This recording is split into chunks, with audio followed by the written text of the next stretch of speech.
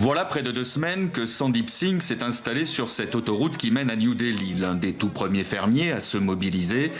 Aujourd'hui, ils sont des dizaines de milliers à bloquer l'accès à la capitale indienne pour dire non aux récentes réformes agricoles du Premier ministre Narendra Modi. Nous allons souffrir d'énormes pertes à cause des lois de Modi. Il essaie de privatiser nos terres. Il met fin à tous les marchés qui sont connectés aux fermiers. Les fermiers vont souffrir. La souffrance des fermiers, déjà une réalité. Ces dernières années, des milliers d'entre eux se sont suicidés, acculés par les dettes, victimes de la sécheresse. Jusqu'à présent, le prix de vente de leur production était fixé par l'État, une sorte de garantie qui vole en éclats avec ces nouvelles lois. Pour ces agriculteurs, en effet, la libéralisation des prix ne peut que profiter aux grandes sociétés en tirant les prix vers le bas. On travaille la terre pour pouvoir manger, mais avec ces lois du gouvernement, il ferait mieux de nous tirer dessus, ici, pendant qu'on manifeste. Sinon, qu'allons-nous faire? On se bat pour protéger la prochaine génération.